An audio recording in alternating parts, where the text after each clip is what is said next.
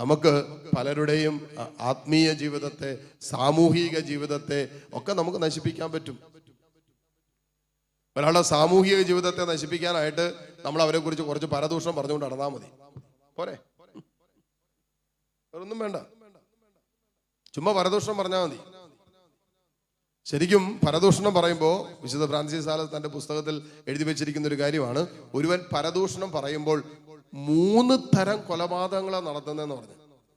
ഒരു കൊലപാതകമല്ല, 3 തരം കൊലപാതകം. ഒന്ന്, പറയുന്നവൻ അവന്റെ ആത്മാവിനെ കൊലപ്പെടുത്തുന്നു. തൻ്റെ തന്നെ ആത്മാവിൽ അവൻ കൊലപാതകം നടത്തി. 2, ആരെക്കുറിച്ച് സംസാരിക്കുന്നുവോ അവന്റെ സാമൂഹിക ജീവിതത്തെ നശിപ്പിച്ചു കളഞ്ഞു. പിന്നെ അവന് പുറത്തിറങ്ങി നടക്കാൻ പറ്റുമോ? അത് ചിലവർ ഇതിനേക്കാളും ഭേദം അങ്ങോട്ട് കൊല്ലുന്നായിരുന്നു പറയും, അല്ലേ? ഞാൻ പറഞ്ഞിട്ടുമില്ല, ചിന്തിച്ചിട്ടില്ലാത്ത കാര്യം എന്നെ കൊണ്ട് പറഞ്ഞുകൊണ്ട് നടക്കുന്നത്. ഇതിനേക്കാളും ഭേദം ഫ്രാൻസിസ് സാലത്ത് പറയുന്നത് 2 കൊലപാതകം എന്നാണ്. എന്നിട്ട് പറയുന്നത്, ഒന്ന് തൻ്റെ തന്നെ ആത്മാവിനെ കൊലപ്പെടുത്തുന്നു, മറ്റൊന്ന് അപരന്റെ സാമൂഹിക ജീവിതത്തെ നശിപ്പിച്ചു കളയുന്നു, കൊന്നുകളയുന്നു.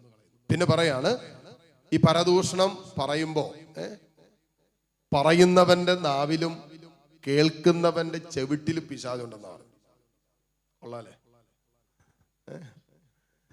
പറയുന്നവന്റെ നാവിലും കേൾക്കുന്നവന്റെ ചെവിട്ടിലും പിശാചുണ്ടെന്നാണ്. ചിലരിങ്ങനെ ചിലരൊന്നും പറയൊന്നുമില്ല, പക്ഷെ ഇവർക്ക് കേട്ടിരിക്കാൻ ഭയങ്കര ഇൻട്രസ്റ്റാണ്.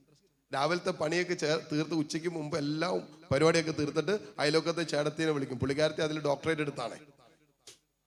പുള്ളിക്കാരത്തി അതിൽ ഡോക്ടറേറ്റ് എടുത്തുകൊണ്ട് ആ ദേശത്തുള്ള മുഴുവൻ കാര്യങ്ങൾ പുള്ളിക്കാരത്തി എങ്ങനെയെങ്കിലുമൊക്കെ അറിഞ്ഞ് പിടിച്ചും എന്തെങ്കിലുമൊക്കെ കിട്ടും. പക്ഷെ അത് പിന്നെ പുള്ളിക്കാരത്തിക്ക് പ്രത്യേക ഒരു അവതരണ ശൈലി ഉള്ളത് കൊണ്ട് അത് ചിലപ്പോൾ അതിൻ്റെ എക്സ്ട്രീം അവസ്ഥയിലേക്കൊക്കെ പറഞ്ഞ് അവതരിപ്പിക്കാനൊക്കെ അറിയാം. അവരെ വിളിച്ച് വീട്ടിലിരുത്തി പിന്നെ ഉച്ച മുതൽ ലഞ്ച് കഴിഞ്ഞാൽ പിന്നെ വൈകിട്ട് വരെ ഈ യോഗം കൂടലാണ് ചിലർക്ക് വീട്ടിൽ. പറയുന്നവന്റെ നാവിലും കേൾക്കുന്നവന്റെ ചെവിട്ടിലും പിശാചുണ്ടെന്നാണ് പറയുന്നത്. ഹല്ലേലൂയ.